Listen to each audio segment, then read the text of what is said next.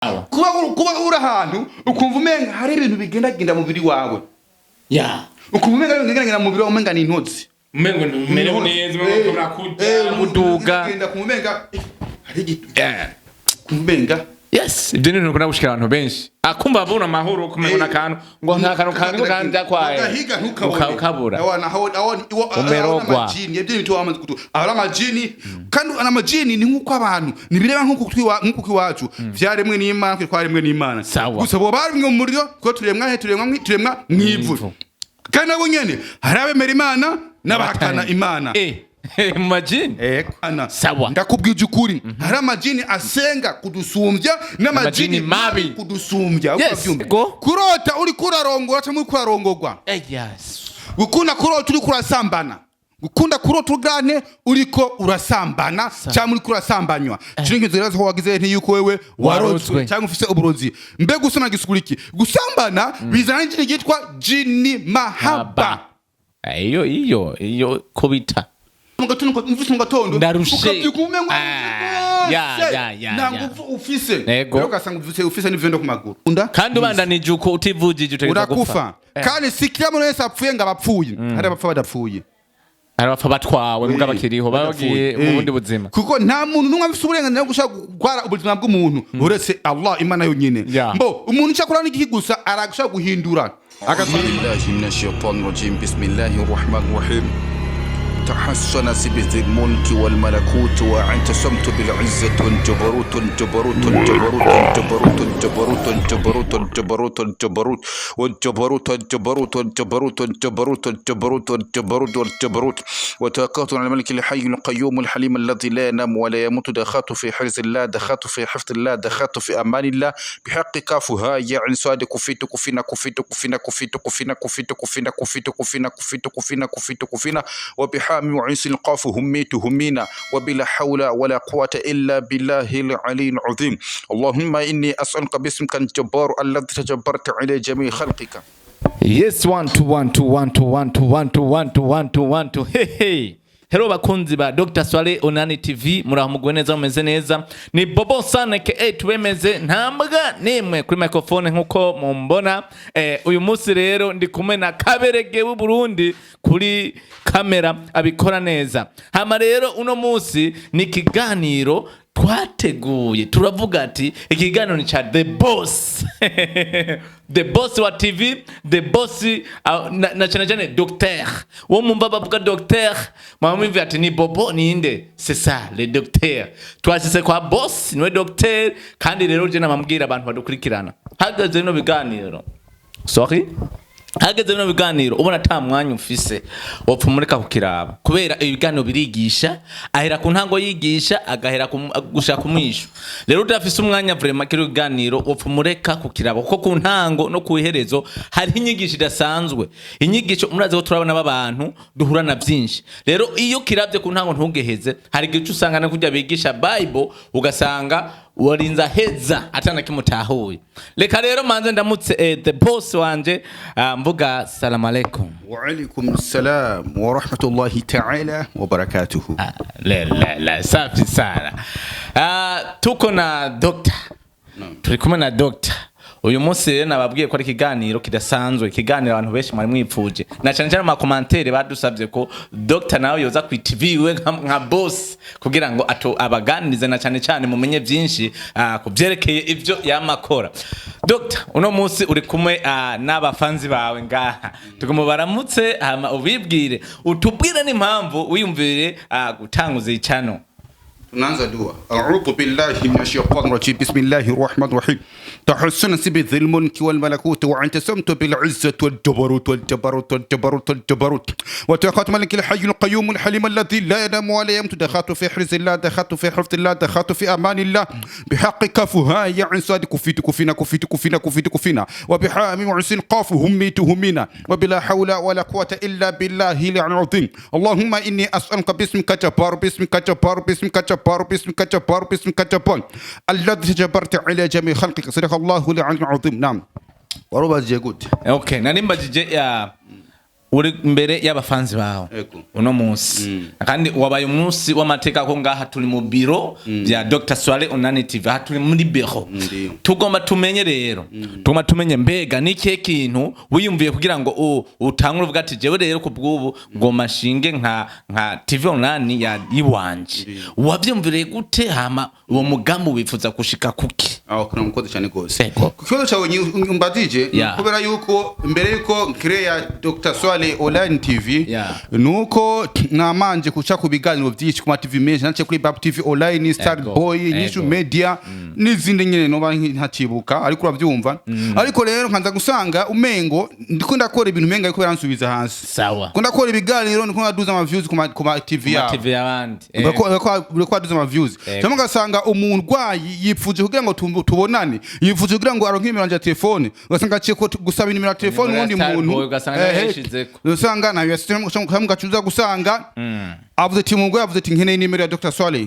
kandi yaguhereze nshorera kwanza 100 ya ivyo biraza uriko uravyumva kugira ngo umurwayi aronke nimero ya telefone bakarinda kumucoresha amafaranga 100 ibi nibiki cheme nkahereza umuntu akazi ewana nkaza tugakorana ati rero ndeje gukora ikiganiro shira kinimero ya telefone kuri ntuzeyi kuri YouTube kugira ngo abantu ibe address yandu ndona kugira ngo bashore kundonka uza gusanga umuntu nta nimero ya telefone yasize ko nyemera nkakota nk'umuduga ngo ati ndakose umuduga tuduze nk'ahantu witwa imwaro cyangwa ahandi hantu shira kigama yo gukota umuduga amafaranga yose ku munsi wose nimeshe vraiment okishe ko nigarama kuyo kugira niyo kuri sajya ntwa mwajanye okay hamuntu agira gukora igana shagira nakaca aconona ukavyumva ndagitega nafite nibiki avuga ati nibishoka ntaniyumvira kandi cuma ndakiriya YouTube yiwanje muri telefone no navuga ati nkeneye nimero za Bobo nakurondeye cyane gose wewe alhamdulillah nakurondeye cyane gose Bobo namurondeye cyane gose kugira ngo ndamuheze ivyuma agende kuri ugakore narazi nimero ya Bobo beshi ntayo narose bamwe naho bampaye abana bo ushobora ko barayinyimye kuko ndibuka narabadije El Malof katanye nimero ya telefone yo afise arambwa ati katayo afise ndabaza umuntu yitwa ntuzeyi Yakobo arambwa ati nayo afise ndabaza umuntu yitwa ntuzeyi Bobo nani do crowd ndibuka twavugane kuri ntuzeyi twavugane kuri Facebook twavugane kuri ntuzeyi ndayibagiye bashanga kuri imo bati mfasha inimero ya Bobo cyakoze n'igiki yafashanize ngo yafashe yandika ati inimero ya Bobo ni yagarukije ngaho oyi ishiramo ubusa basi okay ndagerageza ubyo bwo bati ibintu bikunda none avuga ati uko biri kose jewe nakuno ngumana nzanagina gukora ibiganiro ku zindi TV ndabaduza ama views reka ndondire ko je ndishoboye reka ngura ibikoresho by'iwanje ibintu biguze umunsi umwe uko bavyuma mwe ku mpamvu kugira ngo nabonye umenga abantu benshi bifuza kumenya byinshi bakeneye gutahura byinshi kubireka ubuzima bwabo ko Dr. Swaleh ndinga kubera iki kunyishu y'abarundi bose kuko navuze ati nta mpamvu nimwe kuja mu Rwanda cyangwa muri Tanzania cyangwa muri Kenya Dr. Swaleh ndinga hanye uko bavyumva kuko natwe kino gihe ushaka gusanga namamvura wa Tanzania namamvura ba Kenya namamvura abanyarwanda kandi mu Burundi nabo harabakeneye byo mfasha nigihe cyo tuma ugenda kujura kugenda hari yani Chandakiriya ndakuri gukoresha ibyo ndabishira ngaha anya ndavuga ati Bobo kora akazi buri twatanga akazi turiko rero no asante murumva ko aranabisiguye neza ko yipfuje nawe ko TV bo yo kugira ngo bantu benshi bakire kubwiwe canke bamenye byinshi kubwiwe ubu munsi rero turi hano turi mu bwami bwa Dr. Swaleh uyu munsi twifuza kumenya byinshi narijya commentaire nyinshi avuga ati twe turakeneye kwiga tumenye byinshi tumenye mbega amajine meza amajine mabi ibintu byinshi bakeneye kumenya uyu munsi dufite ikigwa nyabaki uyu munsi dufite ikigwa bifite ibyuga bibiri ngaha anya ariko niko ndabaza abantu banje ikigwa cyane dufite ibimenyetso bigaragaza umuntu yarozwe Chakabi nacho ikimenyetso kigaragaza umuntu gutangwa mu kuzimu ariko ngemere kikigo kigaragaza ibimenyetso bigaragaza umuntu gutanga mu kuzimu mbe ni ryari ibimenyetso bigaragaza umuntu agomba gutangwa mu kuzimu biza ryari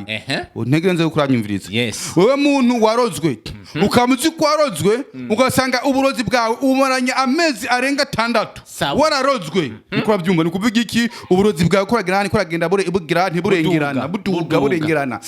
kubera iyo umuntu akuroze asho kuroga navuze ibiganiro byinshi bamushaka kuroga ko agutwaye inzara agutwaye umushatsi agutwaye intuzeyi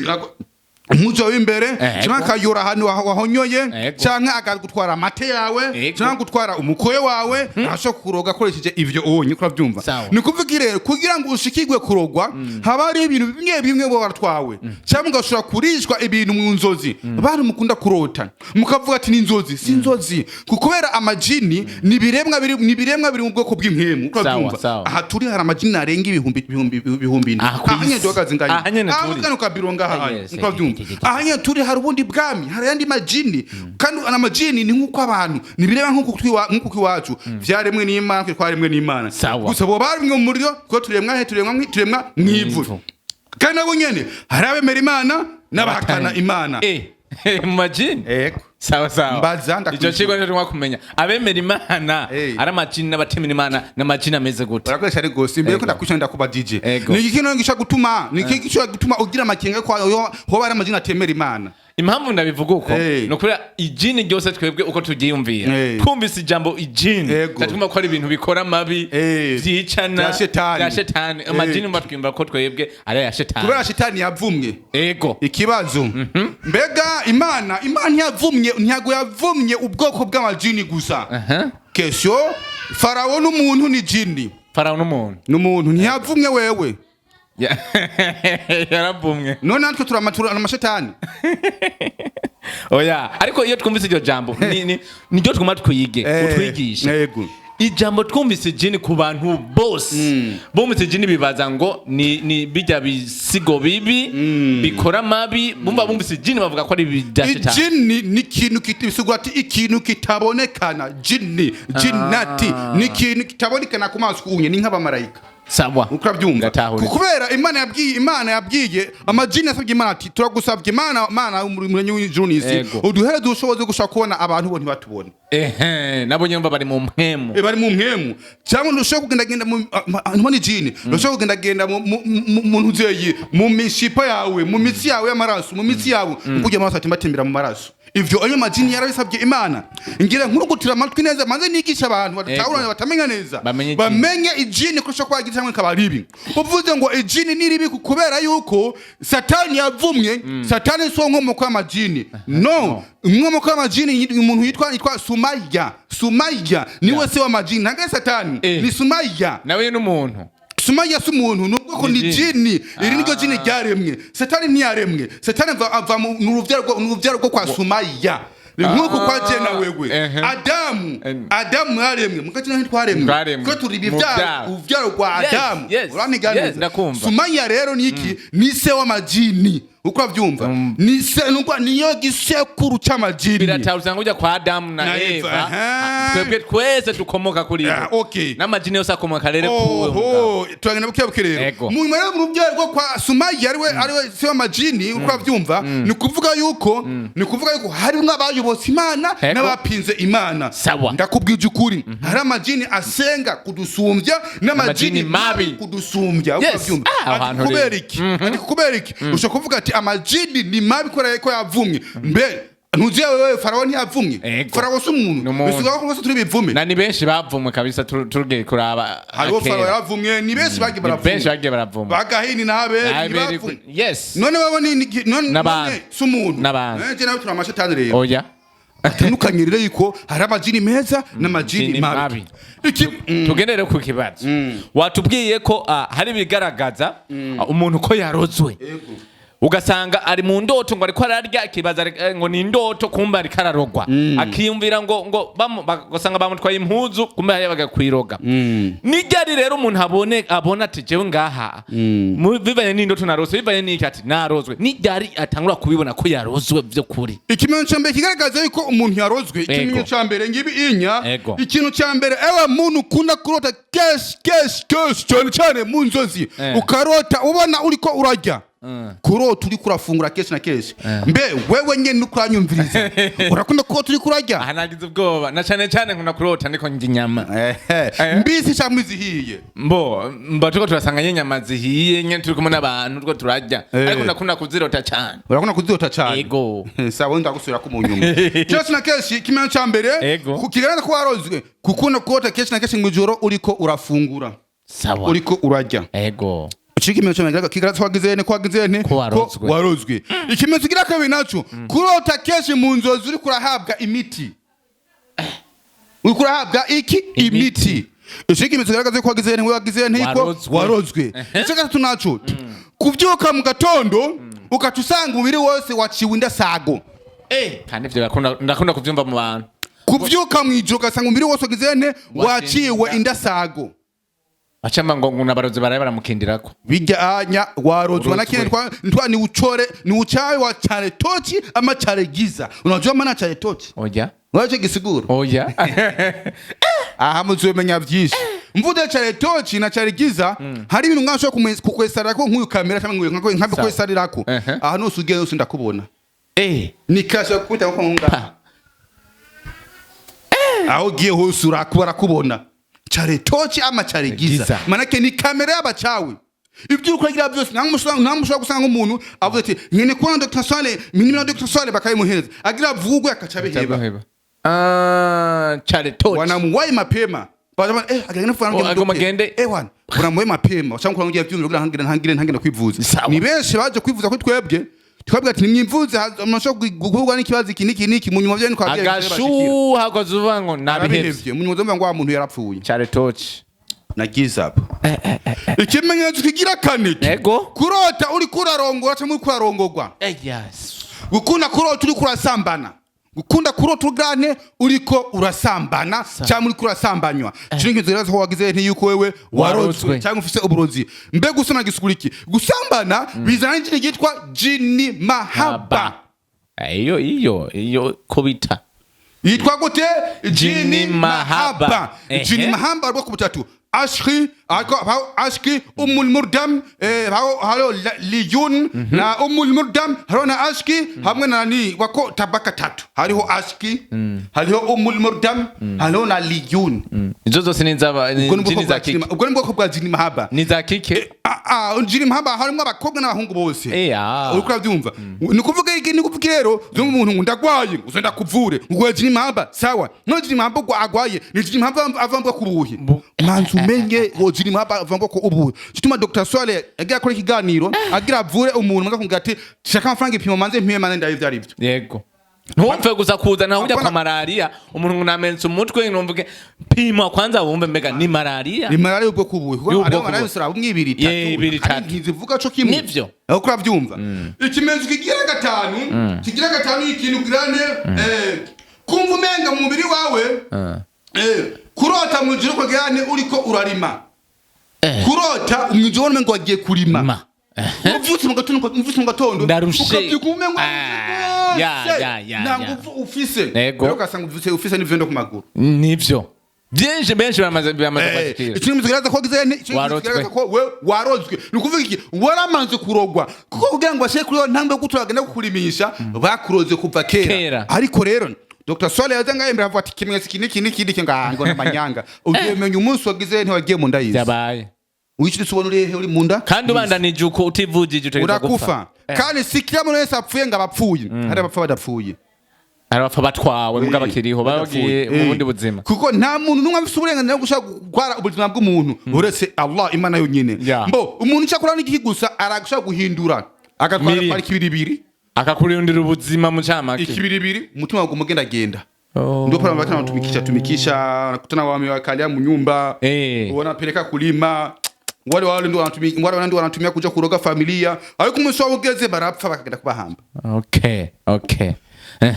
ikimenyetso kigira gatandatu kurota wumva umenga kumva umenga aha rero tuvuye mu byo kurota tugiye kunire gushika live yatare mu ndoto kuba uri ahantu ukumva umenga hari ibintu bigendagenda mu mubiri wawe ukumva umenga mu mubiri wawe umenga ni intozi umenga mereho neza umenga kuja muduga genda kumenga kumenga yes ibyo ni ukuna gushikira abantu benshi akumva abona amahoro kumenya akantu ngo nta kantu kandi byakwaye ukabura umerogwa majini ibyo bintu wamaze kutu abarama jini abarama ntuze abarama imizimu cyangwa ibare bindi bintu vya miskuna kadhalika cyo ni hatari ikimenyetso kigira indwi urumva kumva umenga muri bimwe mu mubiri wawe sofi mu nkokora mu mavi umenga urarushe mu mavi ukumva umenga hariko haraka umuriro ukumva umenga hariko haraka umuriro ego shirika imitsi garagaza yuko we warozwe kandi onye ni kuviki aho hantu hariyo ijini ryatumwe kugira ngo bikugirire nabi utivuye utegeza gupfa uzoba paralize ucaka upfe burundu upfe giturumbuka utagwaye ikimenyetso cy'umunani kumva umenga kumva umenga binya mu biba byawe by'umubiri biragize ntusha kuvuga gute ikinyanya yani ganze yani biratewe nka ganzo ku ikinyanya ya sawa kuguru hariho hose cyangwa kumvumengo umutwe uri kurameneka uruhande rumwe sawa ukumvumengo umutwe grande kurameneka mu ruhande rumwe iki cyenda amaso yawe kunanirwa kubona bitavuye ku mpamvu yo kugora amaso ya keshi na keshi ugwaye amajini ego uragwara indwara z'amaso kandi ushobora kwivuza kwa muganga bagupima bakagutura ku amaso kandi atari amaso cyangwa ntibabone kandi ari uburozi bashobora kuvuga ati tugiye tumuroge nije tumatari byiza kuvuga ugwaye bwawe ufati ujama ntamurogaje ujya umuntu akunda kugwara amaso reka ndaburugu reka nce mu maso ezo yumeza ngo namaso azomuyibaza n'amazi yambara amarori paka bayatobore bayabage bayashishure kumbe yararozwe ikimenyetso cy'icumi kunaniwa gushora kurongorwa gushora kunanirwa kubonana n'umugabo wawe cyangwa n'umugore wawe bitakunda bikanka kumvenga nta hamufise yamara ko bari kure nawe wewe kumvenga uragize nafise ubushake gushora kubonana n'iki n'umufasha wawe mu bimenyetso bigaragaza umuntu yarozwe rero navyo nibihe niri mbwa ntango birahera uni party hazona party 10 sinzi ko cyo ushobora kubaza kuri ibi nyamurakoze ego reka mbaza hanyene hari kimenyetso watubwiye kigaragaza na cyane cyane abantu benshi bakunda guhura naco kigaragaza umuntu ariko arafungura uyo muntu umufasha gute uko ari umuntu abirota kenshi na kenshi ariko kandi yabonye kumengo nibisanzwe uwo mufasha gute kugira ngo amenye ati ejo canke hirya yejo hari gihe bibivaho akazibi uwo muntu yofashwa gute kugira ngo nubu avyumvise avuga ati jewe nuko raramvuze ko reka ngende kugira ngo mfashwe nishituma avuga mu kirundi ngo bigirwa benshi bikumva benevyo nishituma kandi nishituma dushiraho inimero ya telefone hajya Dr. Swaleh TV bisaba umuntu kugira ngo andondere turabe impamvu arota ivyo bintu iki kimurotesha biva kuki mbeho kugukwi mbe hasabwiki mbe bizotwara kingana kugira ngo dushaka kumuvura ivyo bihere burundu ivyo bintu birashobora guhera kabisa neza kuko n'uburozi aba yararozwe ni benshi nzi kubifashamo tugende kwindi sije wowe waduteguriye imbere yuko tuza gusigura ibindi byose nyuma tugende kwindi sije wowe bateguye kugira ngo abantu batahure na cyane cyane haturi mu cigwa namwe babwira abantu ibi iyo utanguye kumviriza kino cigwa ntugikatize hagati turi mu cigwa kigufasha wewe kigufasha na jahande ko ndatoragura tugende ku yindi point ya kabiri wari wateguye kugira ngo ubwire abafana bawe haturi ku TV yawe kugira ubwire abafana bawe ikindi wabateguriye batahure banamenye na cyane cyane baze no kwivuza wateguye kubabwira ikindi kintu murakoze cyane nituma cyo kindi kwagiteguye kuri party D kimenyetso garagaza gene yitwa gene cheketo ibimenyetso bigaragaza mbe wewe ngo bugenda na gene cheketo chawe nta bugendana mbe cheketo ni iki cheketo ni jini rikoresha abantu babarozi